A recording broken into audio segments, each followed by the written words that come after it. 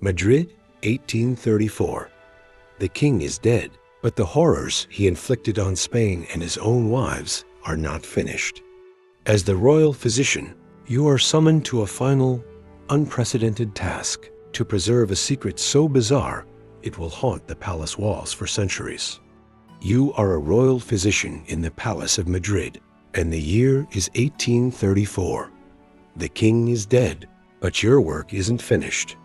You've been summoned to the private chambers of the late Ferdinand VII for a task so bizarre, so unprecedented, that you question your own sanity. The Queen Regent, Maria Cristina, stands before you with tears in her eyes and a request that chills your blood. Your hands tremble as you approach the bed where Ferdinand's body lies. Even in death, the man who terrorized Spain for 2 decades seems to mock you from beyond the grave. But it's not his face that draws your attention. It's what lies beneath the silk sheets. The thing that defined his reign as much as his cruelty, his paranoia, or his betrayals. The anatomical monstrosity that historians would whisper about for centuries, but never dare write in their official accounts. Ferdinand VII's member, his grotesquely oversized, bizarrely shaped endowment that was simultaneously the source of his deepest shame and his most twisted pride. As you begin the preservation process, your mind wanders to the stories you've heard whispered in the palace corridors.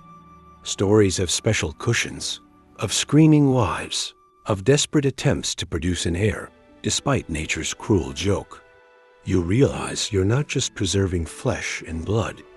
You're preserving the physical embodiment of a reign that was itself deformed, oversized, and ultimately destructive to everything it touched. Before diving into these forgotten stories of survival and suffering, if you enjoy learning about the hidden truths of history, consider hitting that like button and subscribing for more content like this. And please comment below to let me know where you're listening from. I find it incredible that we're exploring these ancient stories together from different parts of the world, connected across time and space by our shared curiosity about the past. To understand Ferdinand VII, you must first understand that he was born cursed, not by witchcraft or divine wrath, but by the poisonous legacy of centuries of royal inbreeding. The Spanish Habsburgs and Bourbons had spent generations marrying cousins to cousins, uncles to nieces, creating a genetic nightmare that manifested in everything from mental instability to physical deformities. Ferdinand emerged from this toxic bloodline like a living embodiment of royal decay. Born at El Escorial Palace on October 14, 1784, he was the product of Charles IV and Maria Luisa of Parma, a couple whose own marriage was an arrangement between first cousins. The genetic lottery had been rigged from the start, and Ferdinand would pay the price in the most intimate and humiliating way possible. As he grew from child to adolescent, it became clear that nature had played a particularly cruel joke on the future King of Spain. His member began developing in ways that defied medical understanding. By his teenage years, court physicians were already whispering about the royal anomaly at Dohuso, massive and strangely shaped that it seemed almost alien in its proportions. Contemporary medical records, hidden away in Vatican archives for centuries, describe Ferdinand's endowment in clinical terms that nonetheless convey the horror of his condition. One physician wrote, "His Royal Highness is afflicted with a member of such extraordinary dimensions and peculiar form that intimate relations may prove challenging." Another was more blunt. "The prince's organ resembles nothing so much as a billiard, Q-thin as sealing wax at its base, thick as a man's fist at its extremity, and long enough to serve as a walking stick." The psychological impact on young Ferdinand was devastating. In an era when male anatomy was judged by classical Greek standards, where smaller was considered more refined, more aristocratic, Ferdinand's massive member marked him as a freak of nature. The very thing that modern men might envy became a source of profound shame for the future King of Spain. humiliation, betrayal, and a deep, festering resentment. The court's mockery over his anatomy forged the future king into a tyrant. In secret, royal craftsmen were commissioned to build the tools for his twisted, inescapable shame. Ferdinand's childhood was a masterclass in dysfunction that would have broken a stronger man and instead forged a tyrant. His father, Charles IV, was weak-willed and preferred hunting to ruling. His mother, Maria Louisa, was a woman of voracious appetites who openly flaunted her affair. Young Ferdinand watched this daily humiliation, absorbing lessons. But it was his physical abnormality that truly shaped his character. The court buzzed with whispers about the prince's condition. Servants giggled behind their hands, courtiers made subtle jokes, and foreign diplomats reported back to their masters about the Spanish embarrassment. Ferdinand learned early that he was an object of mockery, that his most intimate self was a source of amusement for others. This humiliation bred a deep, festering resentment that would later manifest in his treatment of Spain itself. He began to see mockery everywhere, in the respectful bows of his subjects, in the formal addresses of his tutors, in the arranged smiles of potential brides. His paranoia wasn't entirely unjustified. People really were laughing at him, just not always for the reasons he imagined. As he entered adolescence, his tutors noticed disturbing changes. He became secretive, vindictive, and cruel. Servants who displeased him would find themselves dismissed or worse. Ferdinand was learning to use the power of his position to compensate for the powerlessness he felt about his body. Dr. Francisco Flores, the king's personal doctor, left behind secret notes that provide a disturbing window into the medical reality.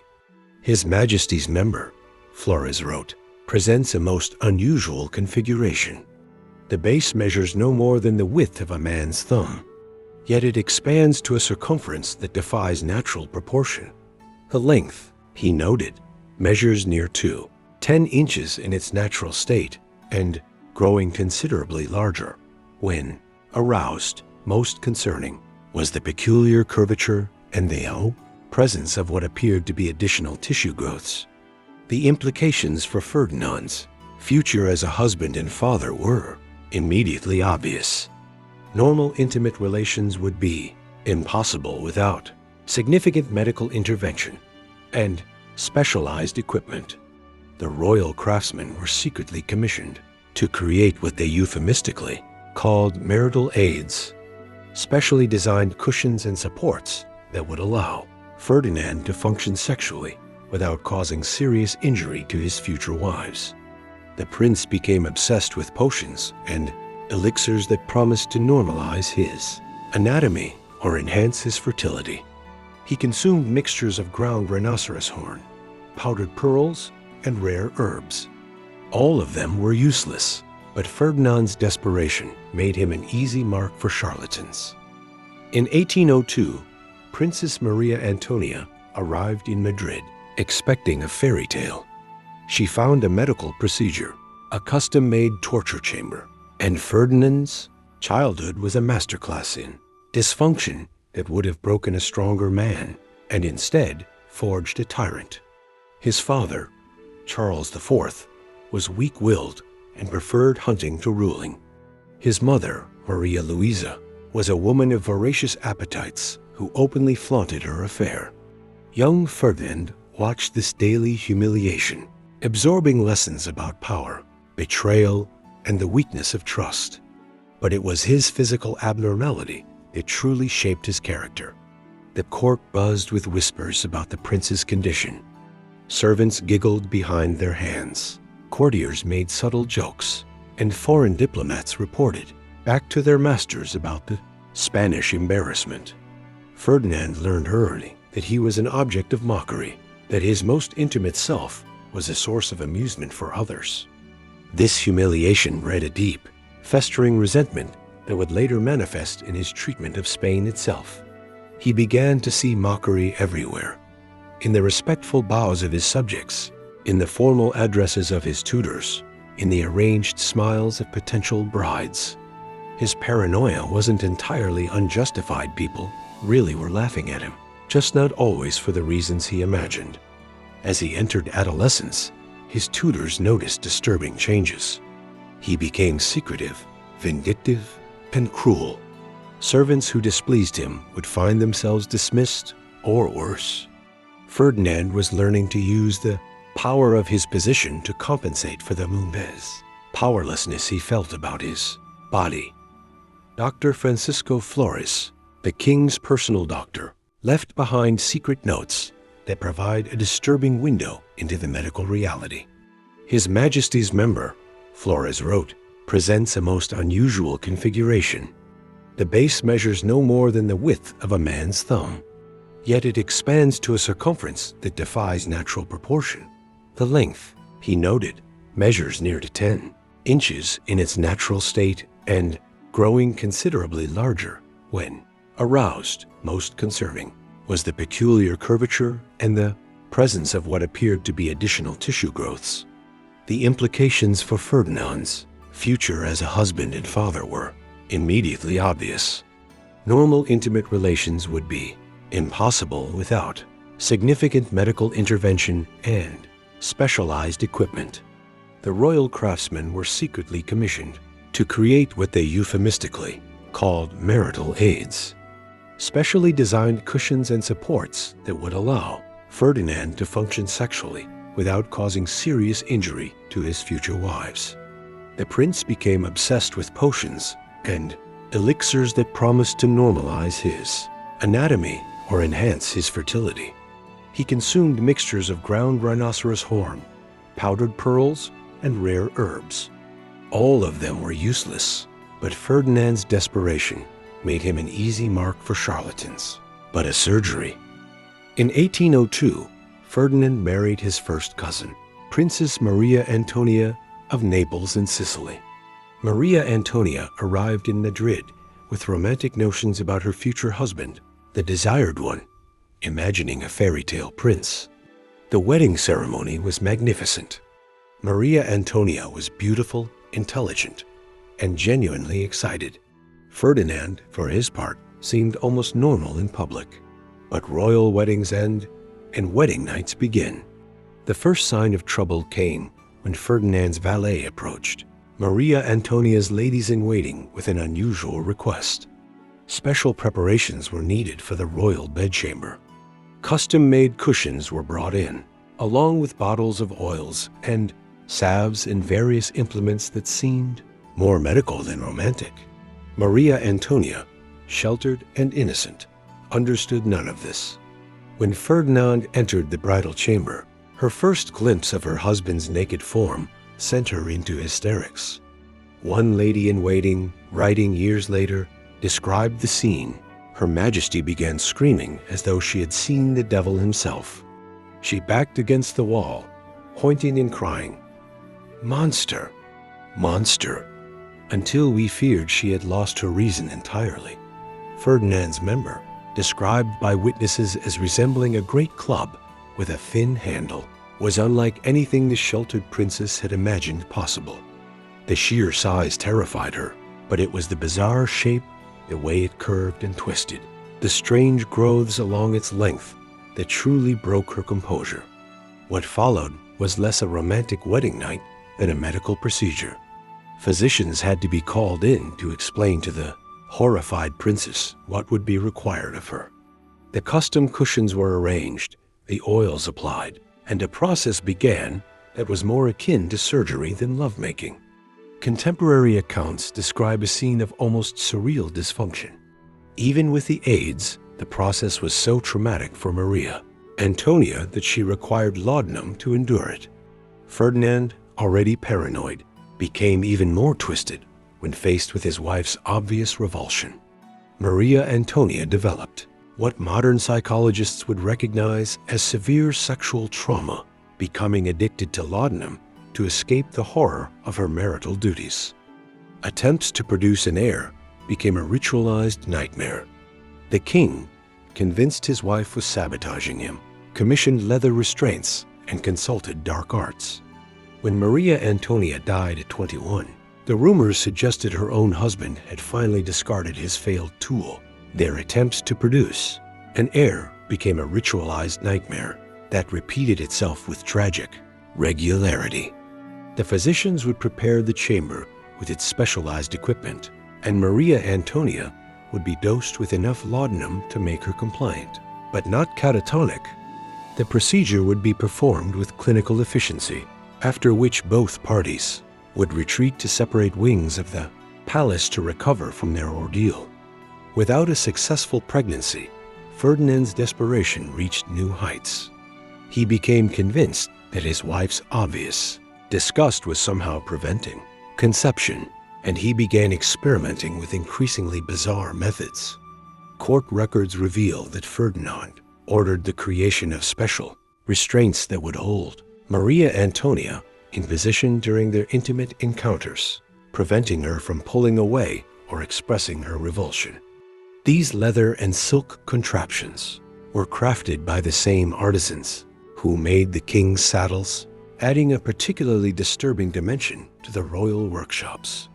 The king also became obsessed with timing their encounters according to astrological charts and lunar cycles. He consulted with astronomers, astrologers, and even practitioners of darker arts.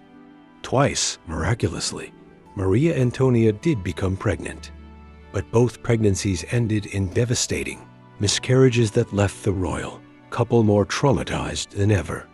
The first miscarriage was attributed to the unusual stresses placed upon her Majesty's delicate constitution. What they meant, but could never say openly, was that Ferdinand's anatomical abnormality had made the sexual act so traumatic that Maria Antonia's body couldn't sustain a pregnancy to term. The second, in 1805, was even more devastating.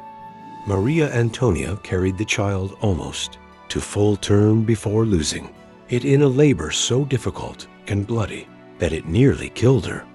The queen never fully recovered, and her addiction to laudanum became so severe that she was essentially a walking ghost. Rather than showing compassion, Ferdinand became convinced she was deliberately sabotaging their chances. Maria Antonia died in May 1807 at the age of only 21. The official cause was listed as fever, but the truth was far darker. She had essentially died of despair, her body and mind destroyed by years of sexual trauma, drug addiction, and psychological abuse. Rumors immediately began circulating that she had been poisoned, not by political enemies, but by Ferdinand himself, who had grown tired of her failures as a wife and wanted to start fresh. His first wife had been a tool that failed to function properly and had to be discarded. 6 years of French captivity only deepened Ferdinand's psychosis. Returning to a country that celebrated him as a savior, the king's first priority was not governing, but a new wife. The second wedding night was a disaster, a spectacle of terror and pain. When Napoleon invaded Spain in 1808 and forced Ferdinand to abdicate, the future king found himself in a uniquely humiliating position. French intelligence already had files on his shameful medical condition. His 6 years of captivity were marked by continued medical experimentation. As French physicians studied his condition with scientific curiosity, they conducted examinations that bordered on torture, and their reports described a sexual organ so large and misshapen that it seemed to belong to a creature from mythology. The irony was profound. Brave men were dying in trenches to restore a king whose primary concern was finding new ways to manage his sexual dysfunction. When Ferdinand returned to Spain in 1814, the crowds that greeted him were unlike anything Europe had ever seen. But his mind was already focused on more intimate concerns. His first priority wasn't governing Spain.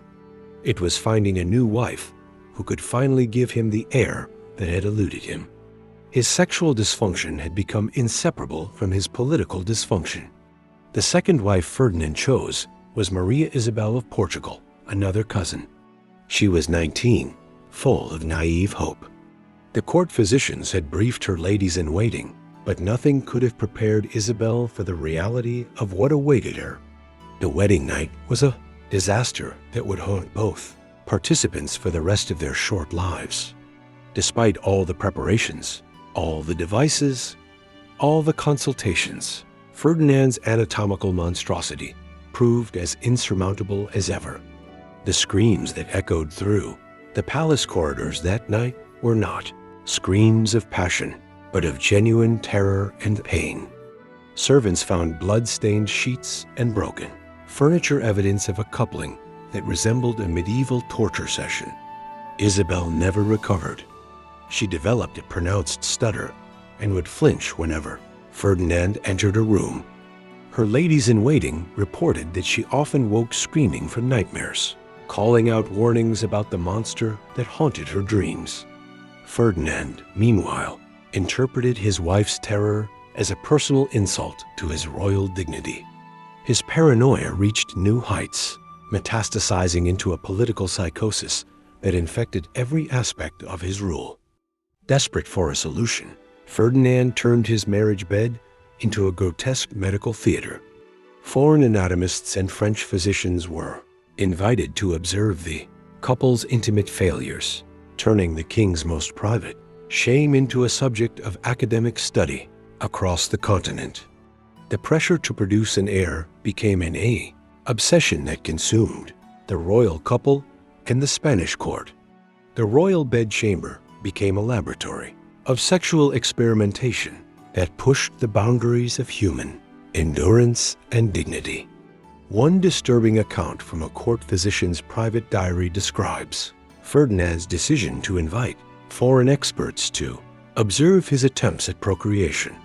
The king, desperate for solutions, allowed German anatomists and French physicians to witness his intimate failures, turning his marriage bed into a grotesque medical theater.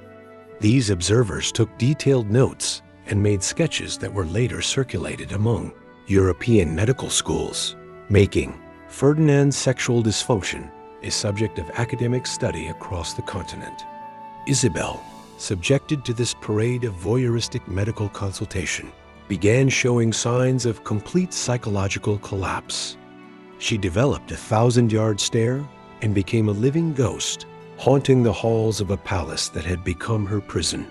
Spain's American colonies, already in revolt, pointed to their king's inability to produce legitimate heirs as evidence of divine displeasure. Ferdinand's most intimate shame had become a rallying cry for independence. Movements from Mexico to Argentina. The king's response was characteristically brutal. He restored the Inquisition to investigate cases of sexual slander against the crown. Meanwhile, Isabel's health continued to deteriorate. She developed what physicians called phantom pregnancies. These episodes of false hope were followed by crushing disappointment when the truth became apparent. In 1818, after 2 years of this nightmare marriage, Isabel finally escaped through the only means available to royal women of her era, death. Her final words, according to her confessor, were a prayer of gratitude for her approaching liberation. Ferdinand's reaction revealed the full extent of his psychological deterioration. He refused to mourn, convinced she had been murdered, and had her ladies-in-waiting arrested. The funeral became a macabre spectacle. The king insisted on viewing the body multiple times, touching the corpse and muttering about the wasted potential of her womb. 3 wives, 3 tragedies. For his 4th attempt, Ferdinand chose a woman who treated the marriage as a clinical challenge. Yet even science couldn't overcome the impossible, culminating in a delivery that was a literal horror show and the final, total breakdown of the king's sanity. Within months of Isabel's burial, his advisors were already negotiating for a 3rd wife. Several potential brides withdrew their candidacies after private consultations with physicians. Ferdinand's sexual dysfunction had become a diplomatic liability. Eventually, they found Maria Joseph Amalia of Saxony. She was better prepared than Isabel, having received detailed briefings, and bringing her own collection of medical devices. Her approach to the marriage was more clinical than romantic, treating her royal duties as a medical challenge to be solved through scientific methodology. The third marriage settled into a pattern of scheduled attempts at intimacy, carefully planned, and medically supervised encounters that resembled surgical procedures. The Queen's clinical detachment seemed to frustrate Ferdinand even more than Isabel's terror had. He began to suspect that Maria Joseph viewed him as a medical curiosity. Meanwhile, Spain continued its collapse under the weight of Ferdinand's misrule. Cabinet meetings were postponed, and important decisions were delayed for weeks, while the king consulted with physicians about new techniques. Spain had become a European laughingstock, its decline symbolized by a ruler whose most intimate failures had become public knowledge. In 1829, after 10 years of clinical matrimony, Maria Joseph achieved what many had thought impossible. She became pregnant. The news sent shockwaves through the Spanish court. Ferdinand's reaction was a mixture of euphoria and terror, bordering on madness. The pregnancy progressed normally until the 7th month, when Maria Joseph began experiencing complications. Ferdinand's interference, his insistence on consulting mystics and alchemists, alongside trained physicians, created a chaotic environment. On May 18, 1829, Maria Joseph went into premature labor. The delivery was a horror that traumatized everyone present, as Ferdinand insisted on personally supervising the proceedings. The baby, a daughter, lived for only a few hours. Maria Josepha survived the delivery but died 3 weeks later. Ferdinand's reaction to this double tragedy revealed the complete breakdown of his sanity. He refused to allow either body to be buried, insisting that court physicians continue attempting to revive both mother and child through increasingly bizarre means. For nearly a week, the palace was filled with the stench of decay. When Ferdinand finally accepted that his wife and daughter were dead, he fell into a depression so profound that he stopped eating and refused to see advisors. He spent his days staring at the death masks he had commissioned for all 3 of his wives.